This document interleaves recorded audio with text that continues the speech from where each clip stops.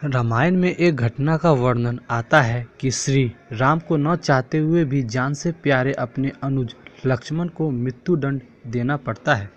आइए जानते हैं आखिर क्यों भगवान राम और लक्ष्मण को मृत्युदंड देना पड़ा। ये घटना उस वक्त की है जब श्री राम लंका विजय करके अयोध्या लौट आते हैं और अयोध्या के राजा बन जाते हैं। एक दिन यम देवता कोई महत्वपूर्ण चर्चा करने श्री राम के पास आते हैं। चर्चा प्रारंभ करने से पूर्व वो भगवान राम को कहते हैं कि आप जो भी प्रतिज्ञा करते हो उसे पूर्ण करते हो। मैं भी आपसे एक वचन मांगता हूँ, जब तक मेरे और आपके बीच वार्तालाप चले तो हमारे बीच कोई नहीं आएगा और जो आएगा उसको आपको मृत्युदंड देना पड़ेगा। भगवान राम यम को वचन दे देते हैं। राम लक्ष्मण को यह कहते हुए द्वारपाल नियुक्त कर देते हैं कि जब तक उनकी और यम की बात हो रही है वो किसी को भी अंदर न आने दे, अन्यथा उसे उन्हें मृत्युदंड देना पड़ेगा। लक्ष्मण भाई की आज्ञा मानकर द्वारपाल बनकर खड़े हो जाते हैं। लक्ष्मण को द्वारपाल बने कुछ ही समय बीतता है, वहाँ पर ऋषि दुर्वासा का आगमन होता है। जब दुर्वासा ने लक्ष्मण से अपने आगमन के बारे में राम को जानकारी देने के लिए कहा तो लक्ष्मण ने विनम्रता के साथ मना कर दिया। इस पर दुर्वासा क्रोधित हो गए तथा उन्होंने संपूर्ण अयोध्या को श्राप देने की बात कही।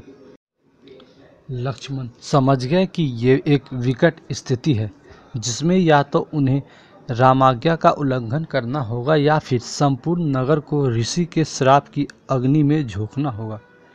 लक्ष्मण ने शीघ्र ही यह निश्चित कर लिया कि उनको स्वयं का बलिदान देना होगा ताकि वो नगरवासियों को ऋषि के श्राप से बचा सके।